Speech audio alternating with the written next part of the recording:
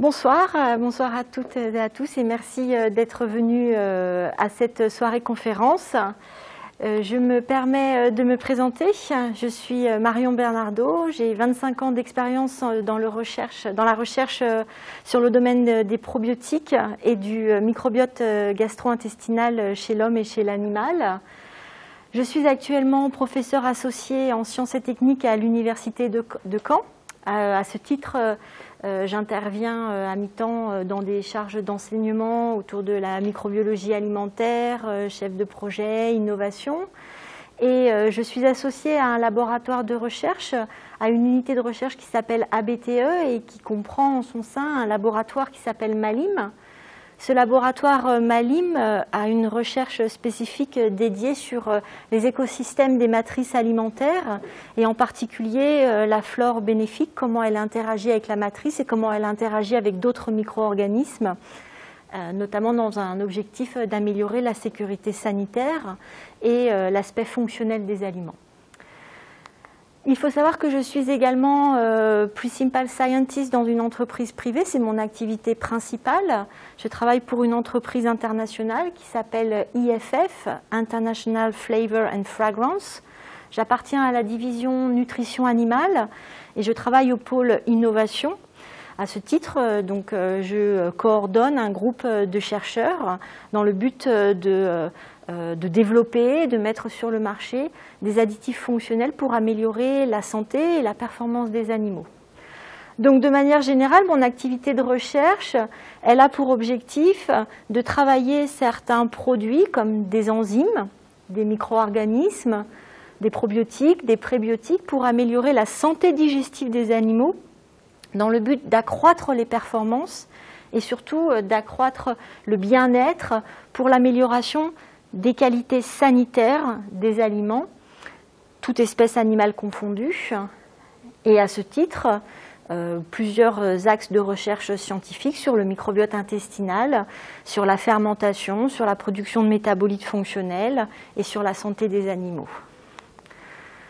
Juste pour présenter l'entreprise à laquelle j'appartiens, donc 4 marchés principaux qui sont axés autour de nourrir la planète, alimentation santé, les biosciences, la pharmaceutique et aussi tout ce qui tourne autour des arômes, aussi bien pour l'alimentation que des fragrances pour le parfum et les cosmétiques. Cette entreprise est peu connue puisqu'elle fait ce qu'on appelle du B2B, business to business, c'est-à-dire qu'elle travaille pour d'autres industriels. Et on a une position de leader mondial sur les ingrédients pour l'alimentation, pour les boissons, également pour les enzymes, les probiotiques en alimentation humaine et animale. Alors aujourd'hui, j'ai souhaité vous parler des défis mondiaux des productions animales et du rôle central du microbiote intestinal. C'est ce qui couvre en fait mon activité de recherche. Pour cela, j'ai découpé cette présentation en 3 parties de taille un petit peu inégale. La première partie vise à identifier les grands défis des productions animales ou comment nourrir la planète. C'est la question fondamentale et ça va poser les bases en fait de la recherche scientifique dans laquelle mon travail s'inscrit. Ensuite, je parlerai du microbiote intestinal et comment l'avancée des connaissances scientifiques sur le microbiote intestinal nous permet d'envisager des leviers d'action pour répondre à ces défis mondiaux. Et enfin, je vous présenterai comment, scientifiquement, la recherche appliquée permet de développer des additifs fonctionnels qui répondent à ces enjeux. Commençons d'abord par évoquer les grands défis des productions animales à l'horizon 2050 ou comment nourrir la planète durablement. Le constat est le suivant, la faim gagne du terrain dans le monde et ça ne cesse de s'accentuer. On parle de famine. Il faut aussi considérer la sécurité alimentaire par rapport à un autre phénomène qui est la malnutrition. Pour illustrer ici les populations qui souffrent de monorégime ou encore phénomène nouveau qui touche les pays occidentaux, ce qu'on appelle la malbouffe, qui engendrent des problèmes d'obésité qui sont maintenant considérés comme des problèmes de santé publique. Alors ces enjeux de l'agroalimentaire à l'horizon 2050, on va dire qu'ils sont activés par des tendances à long terme sur lesquelles il va être difficile d'agir, et puis des tendances à court terme. Je vous propose de les lister et de regarder un petit peu comment elles influencent la façon dont on conçoit l'agroalimentaire. La première tendance à long terme, c'est cette augmentation de la population. C'est inéluctable. Il y a peu d'actions concrètes, directes, qui peuvent avoir une incidence immédiate. Cette augmentation de la population, c'est 6 millions de personnes en plus par mois au niveau de la planète. Et les projections, qu'elles soient hautes ou basses, font qu'en 2050, on sera à peu près 9 milliards. 9 milliards d'individus à nourrir. Cette augmentation de la population, elle est inégalement répartie à la surface de la planète. On sait que ce sont les pays d'Asie qui tirent cette augmentation. Et aussi, en 2050, ce sera surtout l'Afrique. Donc répartition inégale. Et puis, cette augmentation de la population, elle s'accompagne d'un changement structurel dans son organisation. Beaucoup de personnes vont migrer des territoires ruraux vers les zones urbaines. Et avec ce changement structurel de la population, avec ces migrations des zones rurales vers les zones urbaines, on va avoir des demandes qui vont varier. On voit que cette urbanisation, elle touche principalement les pays en voie de développement, contrairement aux pays à haut revenu. Avec cette augmentation de la population qui va dans les villes, on a une augmentation des revenus et on sait que lorsque les revenus de la population augmentent, on observe une modification des régimes alimentaires. Des populations rurales qui ont des régimes plutôt à base de plantes vont aller chercher une consommation à base de viande. Et on voit sur cette représentation graphique que plus le revenu par habitant augmente, comme aux États-Unis ou en Suisse, plus la consommation de viande est importante. J'ai noté ici la Chine, j'ai entouré la Chine. La Chine est en pleine modification structurelle et on peut voir sur ce graphique l'augmentation de la consommation de viande qui est en train de doubler entre les années 2000 et les années 2020, tirée par cette augmentation des revenus dans la population chinoise. Entre 1985, on avait à peu près 14 kg de viande consommée par habitant et par an en Chine. Aujourd'hui, on est presque à 50 kg de viande consommée par habitant et par an en Chine. Ce qui veut dire que c'est cette partie de la population qui va tirer les besoins en production de consommation de viande. Donc les projections entre 2005 et 2050, en termes de besoins en production animale, elles augmentent. Et elles augmentent de manière significative. Et de manière inégale entre les différentes espèces, on voit bien que c'est la volaille qui va subir le plus gros développement, ou en tout cas pour lequel la demande va être la plus importante. Alors peut-être ce n'est pas forcément ce qu'on entend au quotidien pour les pays occidentaux comme les nôtres, où on entend que la consommation en viande, elle stagne, voire peut diminuer, par exemple pour le bœuf. Ce qu'il faut savoir, c'est qu'à l'échelle internationale, les constats sont les suivants. On a une vraie demande de production en viande. À cela, on va ajouter que cette demande en production, cette demande en alimentation, elle va forcément tirer les besoins en production de céréales, les besoins agricoles, qui vont augmenter de 1,5% par an. On sait que la production agricole, elle participe pour 10 à 12% à l'augmentation des émissions des gaz à effet de serre. Donc on intègre un cercle vicieux où, à partir du moment où on va avoir une demande qui augmente, on va continuer à contribuer à l'émission des gaz à effet de serre. Ça, c'est un schéma de la génération de ces gaz. Un autre facteur à long terme qui dépend directement de cette augmentation de la population et ce besoin en aliments, c'est la demande en énergie qui croît. L'énergie, on couvre plusieurs aspects. ça peut être déjà l'énergie fossile. On sait qu'on a une limitation en énergie fossile, il va falloir la substituer en énergie non fossile. Et on sait qu'un moyen de substituer cette énergie fossile, c'est d'utiliser les biocarburants, les biodiesels. Or, ces biocarburants, ces biodiesels, ils utilisent également les céréales qu'on utilise pour nourrir la population ou pour nourrir les animaux. Donc on arrive dans une situation où on a en concurrence l'alimentation des animaux, l'alimentation humaine ou les biocarburants. Cette demande en énergie, elle prend aussi en considération la demande constante en eau, et on sait que les ressources au niveau de la planète en eau sont limitées. Alors certes, on est capable de faire des cultures dans les déserts, mais à quel prix ?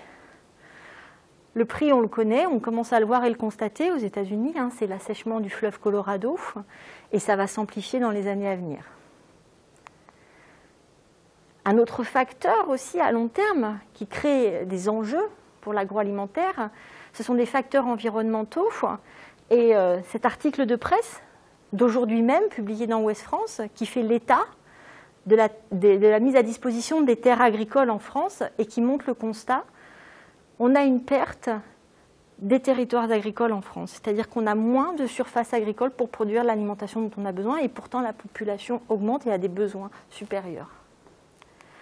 À l'échelle de la planète, la disponibilité en terres arables, elle est aussi limitée. Il reste quelques espaces où on peut encore cultiver. Vous avez ici sur ce graphique le nombre d'hectares de terres arables disponibles par personne, par pays ou par région. Ce que l'on constate, c'est que les pays qui vont voir leur population se développer de manière le plus importante sont également les pays pour lesquels la capacité d'expansion est plus faible. Donc ça crée véritablement un problème. Et ce problème, aujourd'hui, on connaît les conséquences. Je vous ai dit, il reste quelques terres arables qui sont disponibles. Elles sont matérialisées sur le graphique ici à gauche, en Afrique subsaharienne par exemple. Il reste 201 millions d'hectares, mais on sait que des pays font des offres d'achat ou des locations de ces terres pour justement pouvoir cultiver et nourrir la population. Donc vous avez sur la droite le nombre de projets d'acquisition de terres par des pays étrangers sur ces terres disponibles en Afrique par exemple. Enfin, un autre facteur qui a un effet notable à long terme sur les enjeux de l'agroalimentaire, c'est cette problématique liée à la résistance antimicrobienne. La résistance aux antibiotiques, c'est un problème de santé publique. Elle trouve son origine dans l'utilisation thérapeutique, aussi bien humaine, animale, qu'on a fait des antibiotiques depuis la moitié du siècle dernier. Et on sait que l'agriculture et les productions animales sont en partie responsables de cette augmentation de la résistance des micro-organismes aux antibiotiques. La conséquence, elle a été prédite en 2016 par ces auteurs. Vous avez ici une représentation radar où on voit les causes de la mortalité en 2050. Donc en 2050, on aura à peu près 8 millions de morts pour des causes de cancer, on aura 100 000 morts pour des causes de choléra. Les accidents de voiture, on est à 1,2 million de morts. Et quand on regarde cette portion violette, c'est celle qui est liée qui résulte en fait de la résistance aux antibiotiques. C'est-à-dire que 10 millions de personnes mourront faute de recevoir un traitement antibiotique capable de tuer les micro-organismes. Donc c'est un vrai problème de santé publique et il faut véritablement le prendre en compte. Et ça pèse sur l'agroalimentaire, puisque l'agroalimentaire, et notamment les productions animales, utilisent les antibiotiques et les antibiotiques à outrance. Donc on a une vision un petit peu globale des tendances à long terme, je vous ai dit, sur lesquelles il est difficile d'agir instantanément. Il faut prendre des mesures d'action pour les éviter, les moduler, mais c'est difficile. Et puis il y a des facteurs à court terme qui viennent aussi appuyer et créer de nouveaux challenges pour l'agroalimentaire. Ces facteurs à court terme, ils sont liés à l'offre et la demande, ils sont liés aux aléas climatiques. Il y a des catastrophes naturelles qui peuvent réduire à néant une année des productions alimentaires, les céréales. Ce sont des sécheresses, ce sont des inondations, ce sont des tornades, des tsunamis. L'exemple aussi de ce qui s'est passé au Japon avec l'accident nucléaire, les terres agricoles sont impropres à la consommation pendant des années et des années encore. Vous avez des catastrophes qui sont liées et qui sont le résultat des faits des hommes, comme cette catastrophe industrielle dans l'état du Minas Gerais au Brésil en 2015, où un fleuve qui a été pollué et pour lequel en fait, des millions d'habitants se nourrissent des poissons, irriguent les terres avec cette eau. Cette eau est contaminée avec de l'arsenic, avec du mercure, et pendant des années encore rendront impropres à la consommation les matières premières qui y sont issues. Autre facteur à court terme, les politiques, les décisions des gouvernements. Vous avez ici un graphique qui retrace comment certaines crises politiques, certaines crises économiques affectent les prix des produits alimentaires. Alors, le premier date de quelques décennies, c'est l'embargo sur le soja qui est la résultante du premier choc pétrolier. La crise financière de 2008-2009, c'est l'augmentation des prix alimentaires qui résulte de la crise des subprimes aux États-Unis. C'est comment une crise immobilière peut avoir une incidence sur le prix des matières premières et l'alimentaire. Et enfin, un fait nouveau, c'est l'alimentation qui s'invite sur les marchés financiers. Vous avez les traders maintenant qui passent du minerai à la viande et qui boursicotent sur une denrée alimentaire, sur une matière périssable, avec des objectifs de rentabilité comme des marchés financiers où il faut une rentabilité trimestrielle. Or, on sait bien que l'alimentaire, que les productions animales, que les productions végétales ne peuvent pas remplir les mêmes performances de rentabilité que des produits financiers. En conclusion de cette première partie, créer un avenir alimentaire durable pour 2050, c'est prendre en considération qu'il faudra de toute façon produire plus pour nourrir la planète. Produire plus d'alimentation pour nourrir les hommes, ça veut dire mettre la pression sur les productions animales. On l'a vu, il faut produire plus de viande. Produire plus de viande, ça veut dire aussi produire plus d'alimentation pour les animaux. Donc si on résume l'enjeu global, le monde doit produire 40% d'aliments en plus, avec un accès limité aux terres et à l'eau, en utilisant moins d'énergie, moins de fertilisants, de pesticides, en diminuant sérieusement le niveau d'émission des gaz à effet de serre, et en faisant avec un élément nouveau, aléatoire, que sont les changements climatiques, qu'on ne peut prédire aujourd'hui et qui ne cessent de s'accentuer.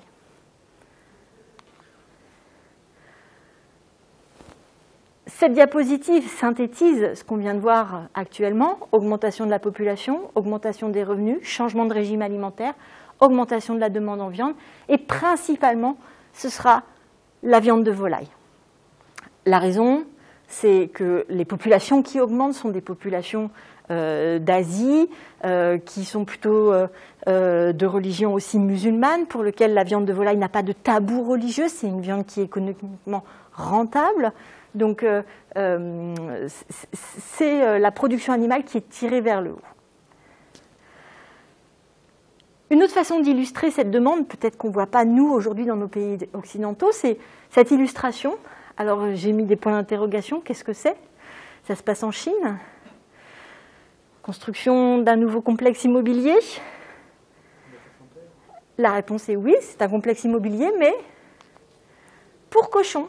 Nous avons ici les Chines qui inventent les HLM à cochons. Alors, vous avez les cochons qui sont élevés à étage. Tout ça, c'est en réponse aux problématiques qu'on vient de voir, hein. La disponibilité en terre. Si on n'a pas l'espace pour s'étendre, eh ben, on va monter, donc on fait des productions animales en hauteur, avec des ascenseurs, comme on voit ici à droite, pour monter les cochons d'un étage à l'autre en fonction de la taille, en fonction des besoins. On a aussi tout un réseau de tuyauterie pour évacuer les déchets, pour porter l'alimentation ou éventuellement éliminer les animaux morts. Et ça émerge un petit peu partout en Chine ces 5 dernières années. Encore une fois, c'est pour illustrer quelque chose qu'on ne voit pas forcément nous, chez nous, mais qui est la réalité à l'échelle globale de la planète, c'est qu'on a besoin de produire plus. Alors, produire plus en volume, c'est le défi majeur des productions animales. Mais il faut intégrer aujourd'hui, et je pense que la période est propice pour prendre en considération cet élément-là, les risques de santé publique que peuvent représenter ces productions animales.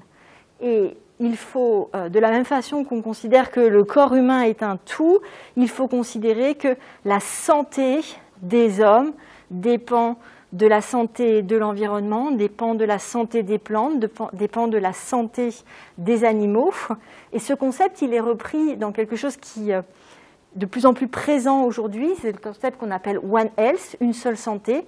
De la même façon que le corps humain est un tout, la planète est un tout, et la santé des uns est interdépendante de la santé des autres. Il faut savoir qu'il y a jusqu'à 75% des nouvelles maladies qui affectent les personnes qui sont issues des animaux sauvages ou des animaux domestiques. Donc il faut les prendre en considération. Donc ces zoonoses, ce sont des pathologies qui sont transmises à l'homme et qui proviennent des animaux. Donc il y a plus de 150 maladies zoonotiques dans le monde qui sont transmises soit par les animaux sauvages, soit par les animaux domestiques. Et comme c'est plus facile d'éradiquer ou de contrôler ces maladies sur les animaux, eh ben, plutôt que chez l'homme, eh ben, on comprend aisément pourquoi maintenant la santé des animaux est partie intégrante de la santé humaine et que l'élevage, c'est un maillon important de la prise en compte de cet élément de santé publique. Donc le défi des productions animales, c'est produire plus, mais maintenant, c'est produire plus en respectant le bien-être des animaux, en limitant l'usage des antibiotiques, on connaît les conséquences. Il faut conserver et maintenir la rentabilité économique des élevages, puisque c'est un maillon important de l'économie des pays, de l'économie de la filière. Il faut assurer la sécurité sanitaire et la valeur nutritionnelle des produits qui sont produits. Et puis aussi, il faut s'assurer du prix final pour le consommateur, puisque tout cela, ça a un coût, mais encore faut-il que le consommateur puisse s'acheter le morceau de viande. Alors, pour ce faire, en tant que chercheur, que ce soit et puis chercheur dans l'industrie, au service des productions animales, on essaie de trouver des solutions qui permettent à la fois d'accroître les performances de croissance des animaux. On peut jouer sur la digestibilité des aliments. Plus un aliment est digestible, plus il est absorbé, plus il est métabolisé et plus il permet à l'animal de croître correctement. On peut essayer de faire des animaux qui soient plus robustes et plus résistants aux maladies, plus efficients également. On peut travailler sur la génétique, on peut travailler sur la qualité de l'alimentation, on peut travailler sur sa santé également. Il faut essayer de prévenir les pertes. Quand on produit des animaux, il faut que l'animal qui a été produit sur pied, il faut qu'un maximum de viande arrive dans l'assiette du consommateur sans qu'elle soit contaminée et avec la meilleure valeur nutritionnelle. Il faut garantir la sécurité sanitaire des aliments, il faut garantir aussi le bien-être des animaux, c'est un facteur clé, c'est important. Et puis il faut aussi prendre en considération les déchets des animaux, l'émission des gaz à effet de serre. Donc d'un point de vue physiologique, tous ces éléments que j'ai évoqués, ils font intervenir à un moment donné un des 3 organes que sont le cerveau, le système immunitaire et le tractus gastro-intestinal. Et eux-mêmes, ces trois organes ou ces trois systèmes, sont eux-mêmes connectés à un autre organe qu'on appelle le microbiote intestinal. Et c'est en travaillant sur ce microbiote intestinal, en ayant une connaissance approfondie des rôles et des fonctions dans le système digestif global et dans la santé des animaux, qu'on peut proposer de le moduler de façon efficace grâce à des additifs fonctionnels pour répondre aux enjeux que je viens d'évoquer. Donc j'aborde la deuxième partie de cette présentation, qui est de se dire, ce microbiote intestinal, si on le connaît, est-ce qu'on peut le moduler pour faire en sorte que les productions animales soient plus performantes et que les animaux soient en meilleure santé? Alors ce microbiote intestinal, depuis quelques décennies, il a une importance considérable. Là, je vous ai mis une illustration du nombre d'articles qui sont publiés sur les bases de données scientifiques et on voit bien que depuis 2010, il y a une explosion du nombre d'articles qui traitent de ce sujet parce qu'on est en train d'ouvrir un champ scientifique important. Et c'est possible d'étudier le microbiote intestinal maintenant que nous avons à disposition de nouveaux outils scientifiques pour aller au plus près des organismes, des micro-organismes, de leur génomique, de leur fonctionnalité et pour mieux comprendre. Donc il y a quelques décennies, avant les années 2000, on avait les techniques classiques de microbiologie. Vous reconnaissez la boîte de culture qui contient un milieu gélosé. On a commencé à entrer dans l'ère de la biologie moléculaire qui a été appliquée à l'amélioration des connaissances de la composition de ce microbiote intestinal. Aujourd'hui, vraiment depuis 2010, avec les techniques de séquençage à haut débit, on a révolutionné le champ des possibles et les connaissances scientifiques de ce microbiote intestinal. Et les productions animales bénéficient également d'un transfert de connaissances de ce que l'on sait sur le microbiote intestinal humain pour les animaux. Alors, ce microbiote intestinal, ce n'est pas un organe silencieux, c'est un organe qui est dynamique, c'est un organe qui évolue et qui, selon l'âge des animaux, selon la portion géographique, a des caractéristiques différentes. Et ça évolue dans le temps. Et c'est variable aussi en fonction de l'alimentation et de l'état de santé des animaux. Ici, vous avez une représentation des différents phyla microbiens, bactériens, d'un poulet de 7 jours à 42 jours en fonction de sa répartition dans l'iléon ou dans le sécom. Et on voit bien qu'il y a une diversité et une évolution des différents phyla. On essaye aujourd'hui de caractériser ce qu'est un bon microbiote chez un animal qui est en bonne santé. En termes de production animale, on s'intéresse à une période spécifique qui est la période de 14 jours. Pourquoi 14 jours? Parce qu'à 14 jours, on a beaucoup d'animaux qui sont malades, qui ne sont pas en bonne santé, et on a essayé de comprendre pourquoi. En faisant le parallèle avec l'immunité des animaux, on sait qu'au 14e jour, il n'y a plus l'immunité qui provient du vitellus de l'œuf, et l'animal n'a pas encore développé sa propre immunité. Donc il y a une fenêtre critique pour l'animal où il n'est pas encore suffisamment résistant aux agressions extérieures. Donc, en termes de production animale, c'est important de regarder ce qui se passe à 14 jours et de savoir comment on peut aider l'animal à mieux, à être plus aguerri aux agressions extérieures par des micro-organismes pathogènes sur cette période clé du 14e jour. Alors, les connaissances scientifiques, je vous ai dit, permettent de mieux comprendre le rôle et la fonctionnalité du microbiote intestinal. On lui connaissait déjà depuis longtemps les fonctions digestives. On a découvert des fonctions non digestives et avec les connaissances qui nous proviennent des sciences humaines, on sait maintenant aussi que le microbiote intestinal peut être impliqué dans les phénomènes d'obésité, dans certaines maladies du système nerveux central ou encore dans la promotion de certains cancers. Alors en termes de fonctionnalité, le microbiote intestinal, il aide à digérer les aliments, il synthétise des vitamines, il peut produire aussi des acides gras à chaîne courte. On sait aujourd'hui qu'au-delà de ses fonctions digestives, le microbiote intestinal, il aide et il apprend au système immunitaire, il éduque le système immunitaire dans la reconnaissance des micro-organismes bénéfiques et pathogènes. On sait aussi qu'il contribue à la construction de l'épithélium intestinal, au renforcement de l'effet barrière contre les agents pathogènes, contre les agressions extérieures. On sait aussi qu'il contribue à lutter contre les micro-organismes qui provoquent des maladies chez l'animal, puisque le tube digestif, c'est la voie d'entrée des éléments extérieurs via l'alimentation, via cette zone d'ouverture vers l'extérieur. Et puis on sait aujourd'hui qu'il participe également à la fertilité des animaux.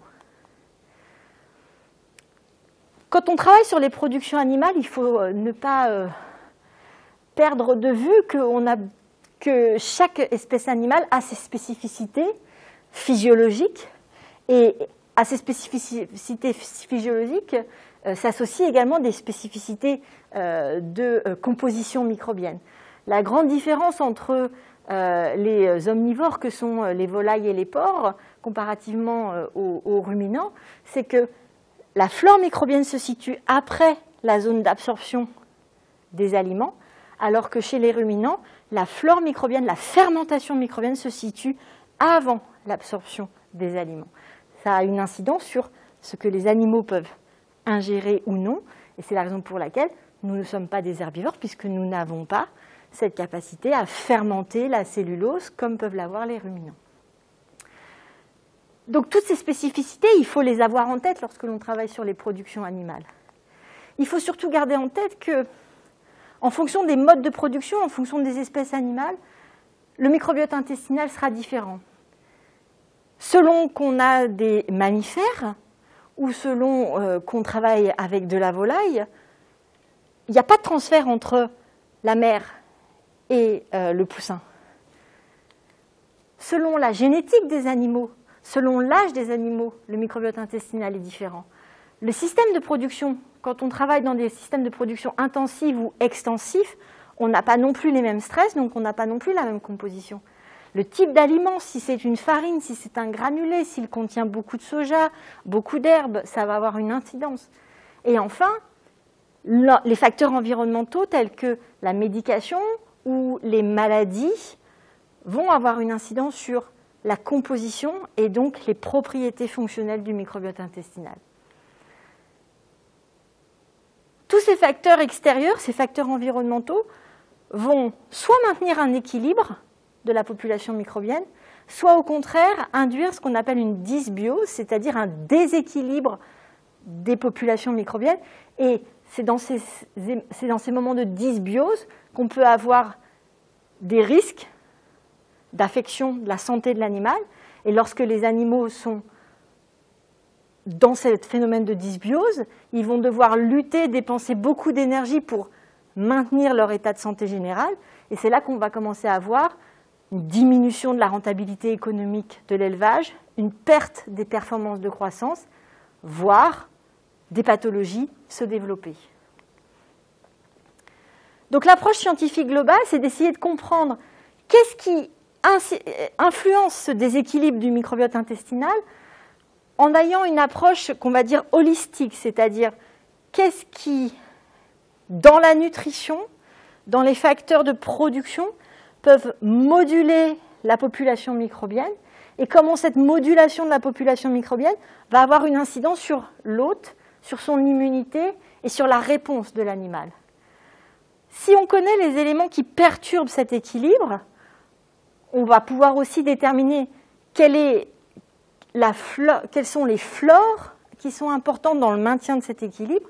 Et pour pouvoir passer d'un état sain, d'un état de dysbiose à un état sain, on va pouvoir compléter l'alimentation des animaux avec des additifs que l'on dit fonctionnels, qui vont rétablir les déséquilibres pour arriver dans cet état d'équilibre où l'animal aura une meilleure performance de croissance, un meilleur état de santé général et donc un bien-être pour l'animal.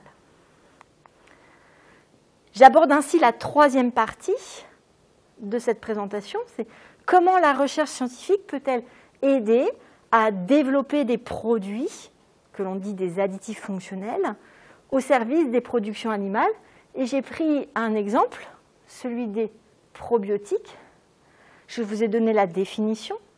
Les probiotiques sont des micro-organismes vivants qui, lorsqu'ils sont ingérés en quantité adéquate, vont avoir des effets bénéfiques sur la santé au-delà des effets nutritionnels de base.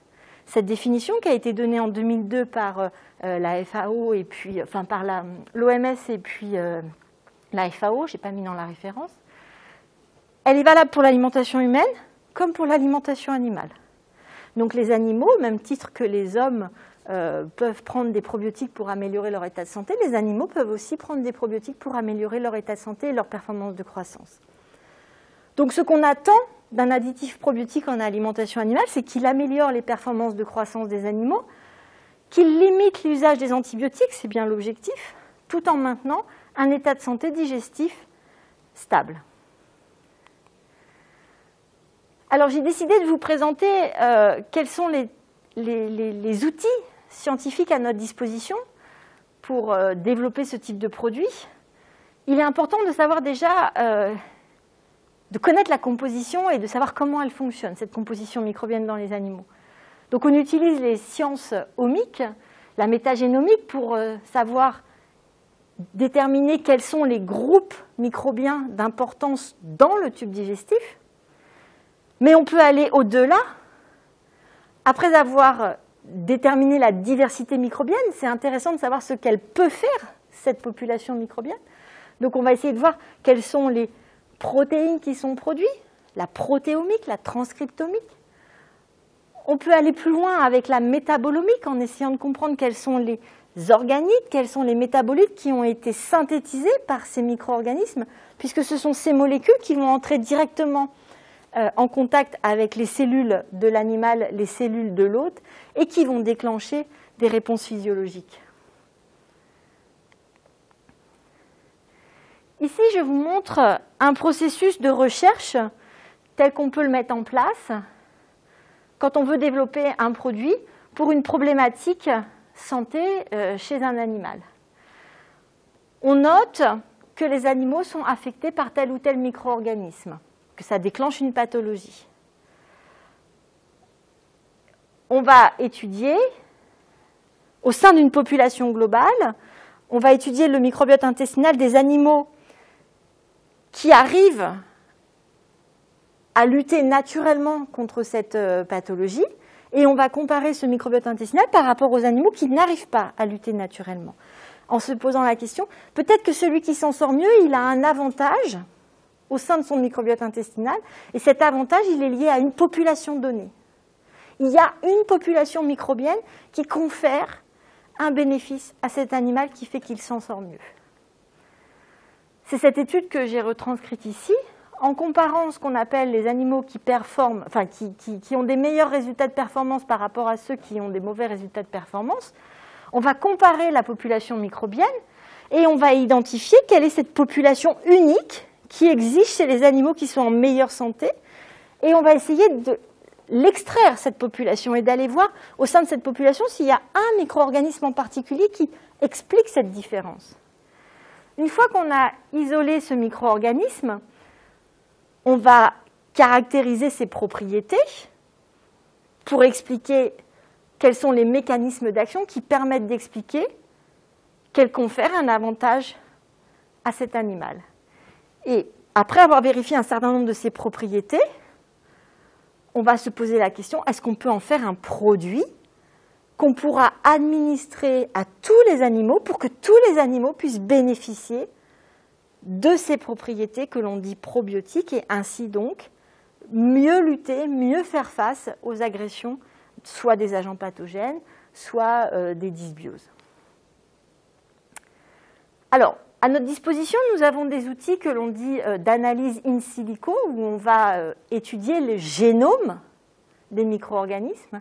Et en étudiant le génome des micro-organismes, on va essayer de prédire comment certaines souches peuvent avoir des caractéristiques plus intéressantes que d'autres.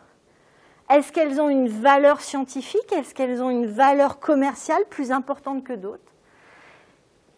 Ça va nous permettre de prédire aussi est-ce qu'on peut être sûr qu'elles ne présentent pas un risque pour la santé de l'animal ou pour l'environnement? Est-ce qu'elles produisent des toxines, par exemple, qui pourraient être dommageables si on supplémentait l'alimentation des animaux avec ce micro-organisme? Donc c'est un outil prédictif, mais qui est intéressant. Et dans cette graphique que j'ai représentée ici, j'ai entouré en rouge certains gènes qui semblent être uniques de certaines souches bactériennes. Et d'un point de vue industriel et scientifique, ce sont ces souches qui sont intéressantes puisqu'elles ont quelque chose d'unique et on va aller essayer de comprendre, de savoir en quoi ces caractéristiques font que ces souches auraient un avantage et scientifique, et microbiologique, et fonctionnel, et potentiellement commercial. Nous disposons d'outils d'études in vitro pour évaluer si des souches sont intéressantes dans le développement d'additifs fonctionnels. Il s'agit là d'identifier le micro-organisme le plus performant. Dans ces études, on va comparer 1000, 10 000 souches. Et pour pouvoir comparer ces 10 000 souches, on va utiliser des conditions expérimentales qui sont identiques, qui sont simples. Donc on va sortir du modèle animal, on va essayer de reproduire au laboratoire quelque chose de simple. Les conditions sont maîtrisées et on va comparer un maximum de souches. En général, on fait des études qui sont des études de haut débit, on appelle ça high throughput. L'idée, c'est d'identifier les candidats les plus intéressants. Dans ces études in vitro, on peut aussi imaginer vérifier que le micro-organisme qu'on va rajouter dans l'alimentation des animaux, il survit bien aux différentes barrières qu'elles vont rencontrer, ces souches, dans le tube digestif, parce qu'il y a quand même des enzymes salivaires, il y a quand même un pH gastrique qui risque de tuer ces microbes. Donc on a des modèles gastro-intestinaux pour vérifier la survie des micro-organismes aux parties hautes du tube digestif de l'intestin. Et puis il y a des caractéristiques qui sont intéressantes. On considère que pour pouvoir avoir un effet dans le tube digestif, il est bien que les micro-organismes probiotiques puissent adhérer à la muqueuse intestinale. Donc on peut réaliser en laboratoire des tests pour évaluer le potentiel d'adhésion de ces souches à la muqueuse intestinale. Là, je vous ai mis une illustration des techniques haut débit pour cribler des caractéristiques spécifiques. Ça peut être l'absence de résistance à un antibiotique. Ça peut être l'utilisation d'un sucre spécifique. Autre technique, autre outil qu'on peut utiliser dans cette approche scientifique de développement de souches probiotiques, ce sont des techniques dites in situ où on va examiner un phénomène au plus près, c'est-à-dire avec des tissus d'animaux pour mieux comprendre les mécanismes d'action. Là, je vous ai pris une illustration où on a marqué avec une fluorescente une souche probiotique et on étudiait en fait au bout de combien de temps elle avait passé l'ensemble du tube digestif. Et on s'aperçoit, donc vous avez 0 heure, ça se lit de gauche à droite, 0 heure, quelques minutes, 5 minutes, 30 minutes, 1 heure et demie, 4 heures et 8 heures. Donc on s'aperçoit qu'après 8 heures, ce micro-organisme a traversé l'ensemble du tube digestif de la souris. Ça nous permet de voir d'abord qu'elle survit, et puis que c'est un transit total de la souche probiotique dans l'ensemble du tube digestif. Et puis, il nous reste cette dernière partie qui est la plus importante, qui est l'étape de validation, puisque lorsqu'on développe un additif, que l'on l'administre aux animaux, ce que l'on cherche à obtenir, c'est un effet visible dans un système complexe qu'est l'animal. Et bien sûr, seule cette réponse-là est la plus importante. On doit capturer une amélioration des performances, une amélioration de l'état de santé Et là, je vous montre des exemples de comment est-ce que l'on teste l'administration de souches probiotiques. Par exemple, là, dans ces petites billes vertes de gel, on a une souche probiotique vivante. Les petits poussins, ils picorent cette petite bille de couleur, là, donc on est sûr qu'ils l'ingèrent, et je peux vous dire qu'ils mangent tout. Et puis après, on étudie si ce groupe de poussins qui a ingéré le micro-organisme probiotique, est-ce que sa flore microbienne est modulée de manière positive, sélective, vers une augmentation de la flore bénéfique, peut-être ce que l'on cherchait à voir. Et est-ce que, par exemple, lorsque on fait un challenge avec un micro-organisme pathogène, on est capable d'améliorer l'état de santé de ces animaux? Ça, c'est la partie scientifique, purement scientifique du développement d'un produit. Elle ne saurait être complète si je n'évoquais pas avec vous la notion de production et d'industrialisation ensuite de ces micro-organismes. Et la recherche, elle se fait aussi à ce niveau. C'est-à-dire que lorsque l'on a trouvé une souche intéressante, encore faut-il vérifier qu'elle dispose des propriétés technologiques pour qu'on puisse en faire un produit. Et il faut s'assurer qu'un micro-organisme qui est capable de se développer dans un tube à essai de 10 ml, mais il est capable de se développer dans un fermenteur d'1 litre, dans un fermenteur de 100 litres. Et les capacités aujourd'hui de production dans les entreprises industrielles comme les nôtres, ce sont des fermenteurs de 10 000 litres. Et là encore, il y a de la recherche scientifique pour trouver quels sont les bons paramètres de culture, quelles sont les conditions de nutriments, quelles sont les conditions de température, quelles sont les conditions d'oxygénation, pour produire à grande échelle ces micro-organismes et pour garantir la stabilité dans le temps, puisque ce produit il va être conditionné et envoyé à l'autre bout de la planète, ou alors stocké dans des fermes, soit à très basse température, soit quand c'est dans un entrepôt en plein milieu du Brésil, ça peut monter jusqu'à 45-50 degrés. Donc là encore, des outils qui existent pour définir quels sont les paramètres exacts de croissance de ces micro-organismes. Et puis vous voyez des illustrations dans les laboratoires de quelles sont les conditions adéquates pour améliorer les performances de fermentation et de production pour aller jusqu'à l'échelle industrielle. En conclusion de cette présentation, on voit que dans un contexte global de demande grandissante en viande et d'une santé pour tous, qu'on appelle One Health, les défis qui pèsent sur les productions animales, elles sont majeurs, que la compréhension fondamentale du microbiote intestinal des animaux d'élevage peut permettre d'améliorer les productions animales tout en réduisant les effets négatifs des systèmes de production intensifs actuels, et qu'il y a des moyens technologiques et scientifiques aujourd'hui qui sont à notre disposition pour comprendre comment le microbiote intestinal fonctionne et comment on peut utiliser ces éléments de connaissance pour fabriquer des produits pour améliorer les productions animales. Ces produits, on les appelle aujourd'hui des probiotiques. Ils appartiennent à une famille qui sont les additifs fonctionnels et qui constituent un élément de réponse à ces défis sociétaux, économiques, industriels, technologiques, et je n'ai pas abordé aussi, mais le réglementaire également. Voilà, je voulais remercier la Corpus pour son invitation et puis pour votre présence. Je vous remercie.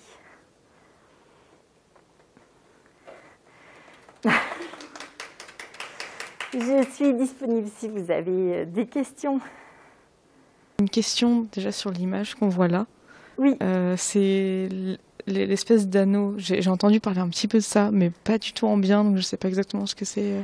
Alors, donc, en fait, on réduit au maximum le nombre d'études qu'on fait sur animaux, et sachez également que dans le développement des techniques de laboratoire que l'on met en place, le but est toujours de limiter le nombre d'essais sur animaux. Il est important d'étudier la corrélation. Maintenant, il y a des choses qu'on ne peut pas faire in vitro. On n'arrive pas à reproduire la complexité des systèmes biologiques que sont l'homme ou l'animal. Donc, à la toute dernière fin, on essaye de valider sur les animaux. Ce modèle qui est présenté ici, c'est ce qu'on appelle une vache à hublot. En fait, il y a une petite opération chirurgicale qui consiste à découper la peau, découper les tissus internes et aller découper le rumen. Et ensuite, on recoue l'ensemble des différents tissus et on met comme un capuchon. Donc, l'animal, il ne souffre pas. À la vue, ça fait un animal un petit peu transformé, mais ce qui permet en fait d'avoir un accès direct dans le rumen. C'est surtout pour pouvoir observer, comme vous avez dit tout à l'heure, les études. Alors, en fait, là, c'est pour prélever. Le rumen, c'est cette espèce de gros fermenteur dont disposent les ruminants, qui sont la poche de fermentation où il y a tous les micro-organismes. C'est d'une richesse inouïe. On est en train de découvrir la diversité microbienne qui existe au sein de cet organe. Et on est en train de découvrir les nouvelles molécules pour soigner les hommes de demain. En étudiant cet organe. En fait, là, ça permet d'aller chercher du matériel. Là, la vache, elle mange, elle rumine, elle est super en forme. Hein. Elle ne sait même pas que je suis là, elle ne sait même pas que je la trifouille. C'est très chaud à l'intérieur. On sent les contractions de l'organe. Des fois, je ne peux pas retirer ma main parce qu'elle est en train de faire... Et c'est à peu près 39,5, c'est très chaud, c'est très agréable. Mais il n'y a pas de souffrance animale dans le sens où on ne peut pas utiliser un animal qui souffre, tous les résultats seraient erronés. Donc on ne peut pas transposer un modèle, si on a un modèle sur animaux qui engendre de la souffrance, tous les résultats scientifiques ne peuvent être transposés. Donc ça, c'est quelque chose qui est intégré. Maintenant, on essaye de limiter l'ensemble des actions sur ces animaux-là. Par exemple, ça, ce n'est pas un modèle qu'on teste pour sélectionner une souche. Quand on en arrive là, c'est qu'on a un produit qui est identifié. Maintenant, on essaie de comprendre comment il fonctionne chez l'animal. Ce n'est pas un système de screening. On ne va pas tester 100 produits différents dans ce type de modèle. Non, quand on en arrive là, c'est qu'on a un produit. Et après, on essaye de comprendre comment il fonctionne. Oui, c'est déjà moins effrayant quand même.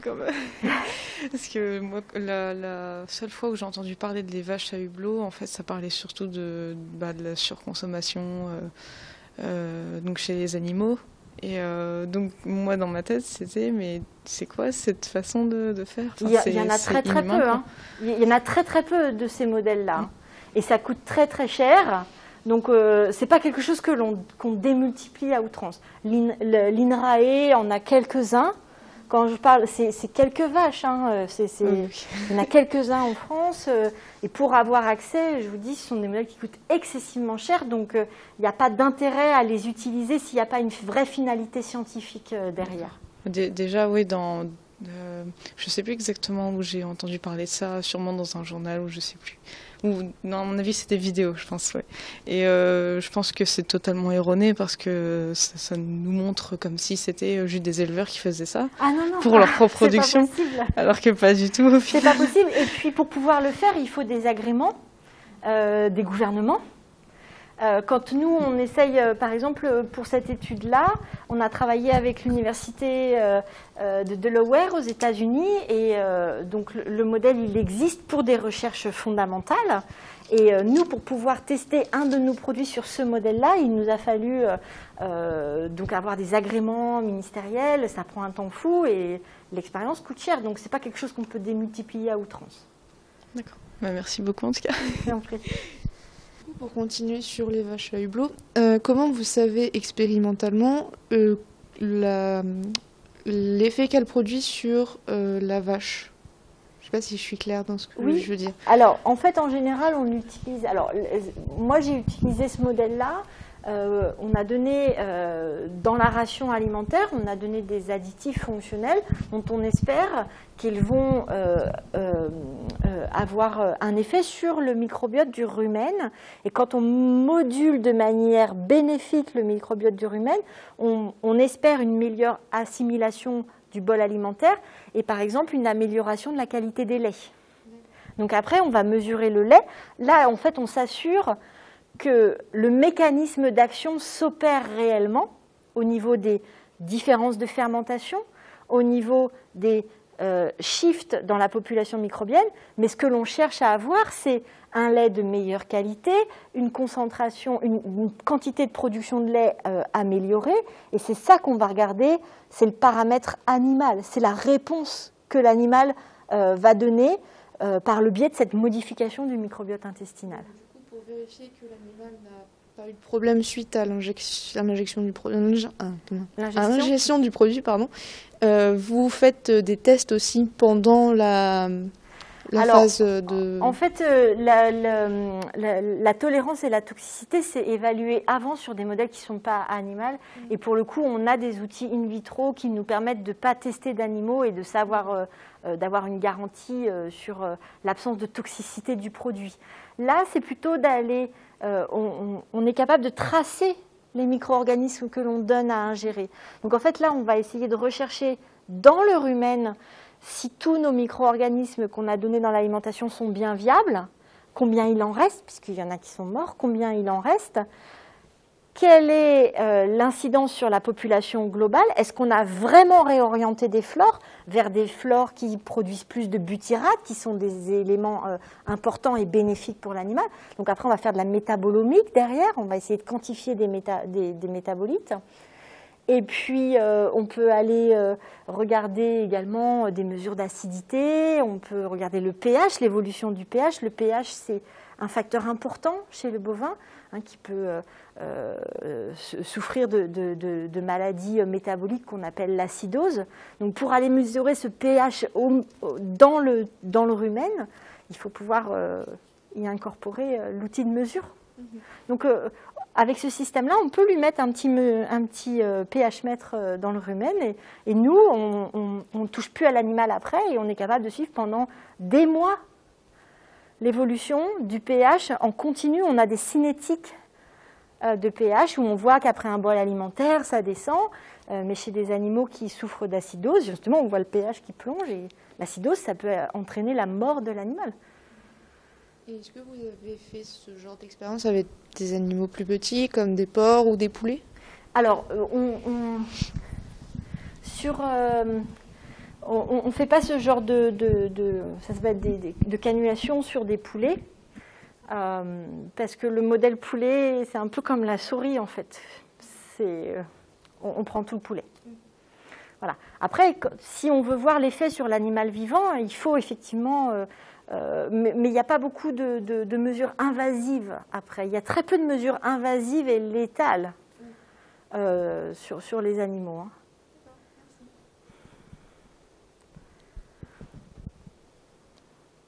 Oui. J'avais une autre question, du coup, donc, qui n'a plus rien à voir avec les vaches à hublot, mais vous aviez parlé donc, de la demande en consommation donc, de viande qui augmente, mais aussi donc, l'augmentation de la population donc, qui pose un gros problème. Si on va plutôt vers une alimentation un peu plus végétale et donc avec une consommation de viande plus réduite, est-ce que ça pourrait peut-être faire redescendre cette demande et du coup éviter tous ces problèmes derrière? De toute façon, on assiste à il y a des régions du monde qui avancent pas au même rythme et qui n'en sont pas au même niveau dans les modifications des régimes alimentaires. Les pays occidentaux ont certes une tendance à réduire la consommation de viande ou manger de la viande de façon différente. Ce n'est pas le cas des autres pays qui vraiment veulent de la viande. Donc en fait, on ne peut pas avoir une approche globale. On est obligé de considérer cette question en fonction des pays, des tendances de consommation. Donc il y a des pays qui vont moins en manger, mais à l'échelle de la planète, on ne verra pas l'impact. Oui, c'est vrai, parce que vous aviez même parlé de l'Asie, et je crois que justement là-bas, il y avait une forte consommation, en Chine surtout, de viande. Au Japon, je crois que c'est plutôt le poisson, mais oui, et puis, alors que chez nous, on mange vraiment de tout pour le coup. Donc, Oui, et puis on est dans un système globalisé, donc la Chine, elle consomme de plus en plus de viande, elle n'est pas autosuffisante, donc elle achète les stocks. Donc nous, en Europe, on produit de la viande, pas forcément pour nos consommateurs européens, mais pour exporter en Chine. D'autant qu'en plus, la Chine, elle doit reconstruire l'intégralité de son cheptel, puisqu'elle a perdu presque 60% de son cheptel de porc avec la grippe porcine. Donc là, elle est en train de... Et pourtant, ils ont continué à consommer la même quantité de porc. Donc en fait, ça vient d'ailleurs. Ils ont acheté tous les stocks produits ailleurs. Donc en fait, nous, on produit pour la Chine. Oui, c'est vrai que les facteurs environnementaux, ça pose pas mal de problèmes. Enfin, pas qu'environnementaux, mais là, pour le coup, c'est une maladie. Mais vous avez parlé aussi des catastrophes naturelles, sécheresse et tout ça. J'ai entendu parler de l'augmentation du prix du blé, qui apparemment serait due à une sécheresse qu'on a eue aussi. C'est un ensemble de facteurs. Ce sont les sécheresses, ce sont les spéculations, puisque, je vous ai dit, une des conséquences désastreuses, c'est le fait de spéculer sur des matières alimentaires, qui sont des matières périssables aussi.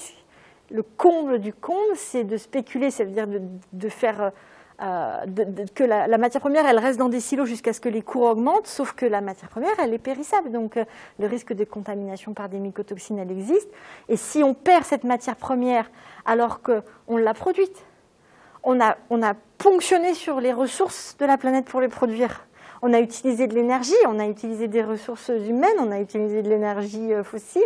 Et à un moment donné, cette matière première, elle ne sert pas parce qu'on l'a gaspillée. Donc, il y a plein d'autres voies à explorer. Et peut-être, j'avais mis en subsidiaire... Ah, attendez, j'enlève ça.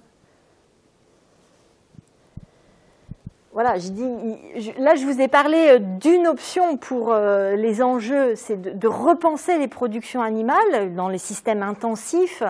Est-ce qu'on ne peut pas revenir vers un modèle d'élevage? Est-ce qu'on ne peut pas intégrer des aliments plus naturels, plus respectueux de l'environnement? Mais il y a plein d'autres options qu'on pourrait discuter, qui pourraient faire l'objet d'une autre présentation. Quelles sont ces nouvelles sources de protéines animales? On parle des insectes, on parle de cette viande issue de l'agriculture de synthèse. Et puis, il y a tous ces autres régimes alimentaires. Est-ce que le véganisme, est-ce que c'est une vraie bonne solution? Est-ce qu'il n'y a pas aussi des limites? Est-ce que être flexitarien, c'est pas prendre en considération les problématiques, mais sans aller dans les extrêmes? Il y a plein d'autres solutions. Je vous ai parlé juste de ce que moi je connais. Oui.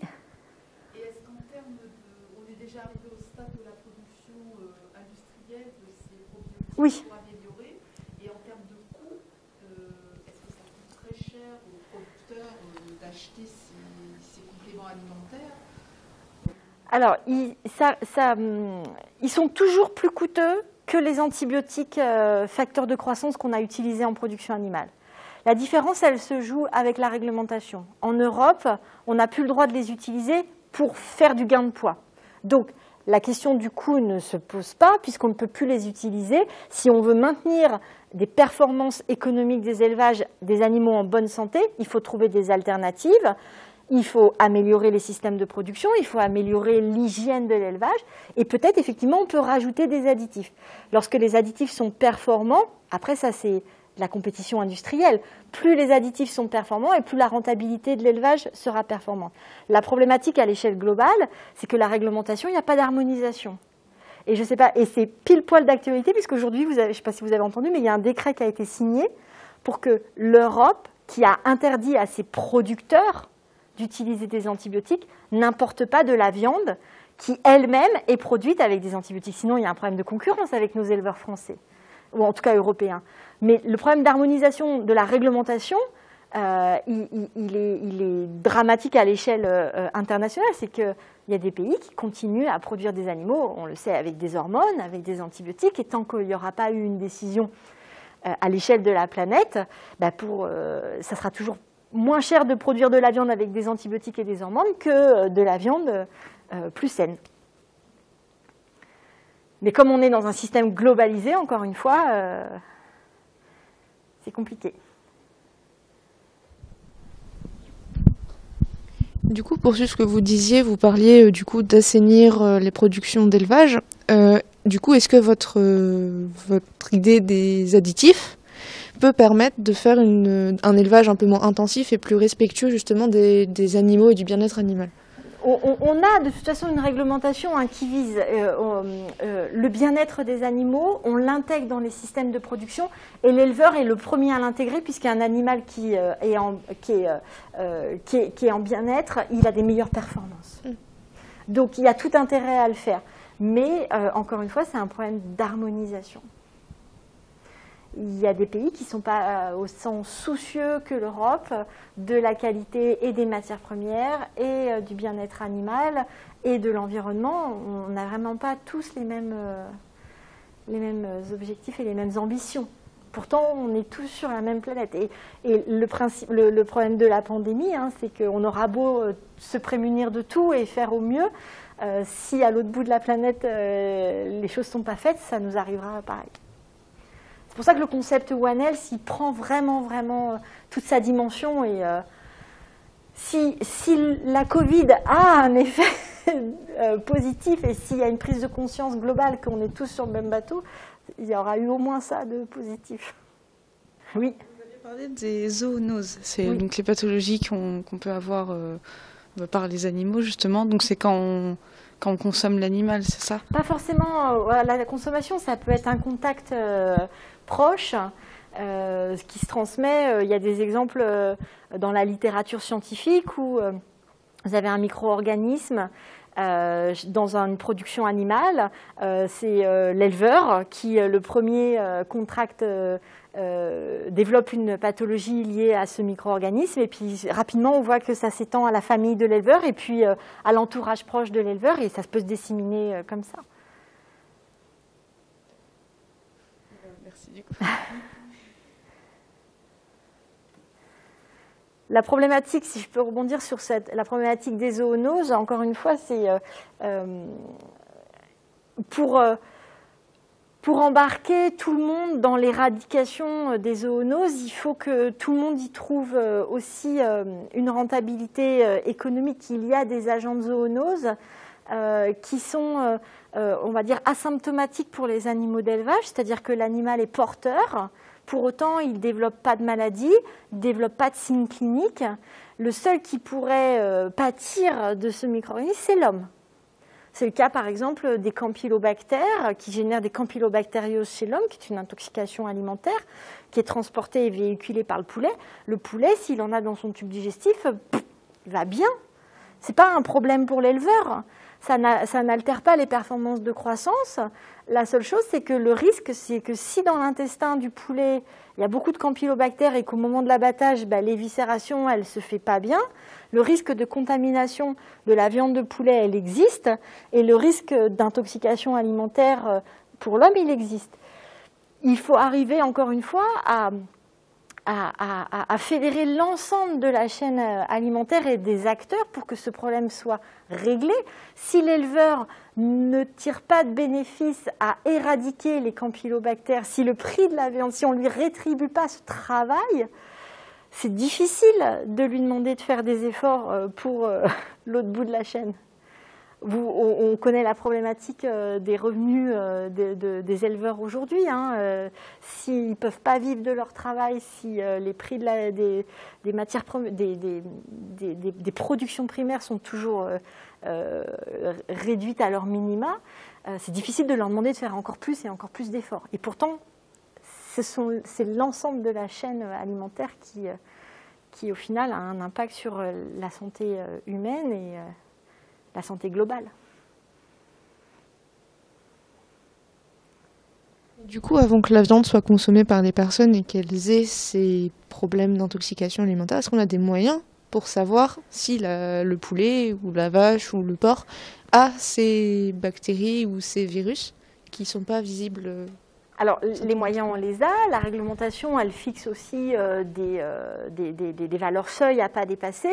L'industrie agroalimentaire, dans sa chaîne de production et de transformation, elle veille au quotidien à ce que ces règles d'hygiène soient respectées. Après, il y a aussi une éducation du consommateur dans la cuisson des viandes. J'ai un exemple tout bête, mais quand on fait un barbecue, qu'on amène la viande fraîche, qu'on la cuit et qu'on la remet dans le même plat pour aller servir sur la table, les risques de contamination, elles existent. Donc ça, c'est l'éducation des consommateurs. Donc, mais l'industrie agroalimentaire, elle a, oui, elle a un rôle à jouer et elle joue ce rôle. Elle a une réglementation stricte sur la qualité sanitaire des produits, oui. Mais le risque zéro n'existe pas et malheureusement, les cas sont répertoriés, ça existe. Mais du coup, est-ce que l'industrie agroalimentaire peut pas aussi prévenir les... Enfin, je ne sais pas s'ils le font, parce que j'avoue, je ne suis pas du tout calée là-dedans, mais est-ce qu'ils peuvent pas prévenir les consommateurs en expliquant les choses à faire pour ne pas justement avoir ces maladies? Si, je ne sais pas sous quelle forme, sous quel format.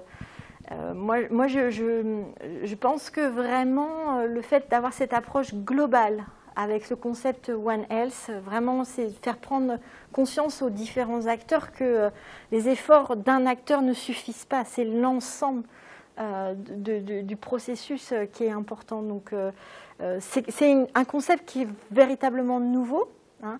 Alors il a émergé dans les têtes de plusieurs scientifiques il y a quand même une dizaine d'années, mais sa concrétisation, elle date de 5 ans, pas plus.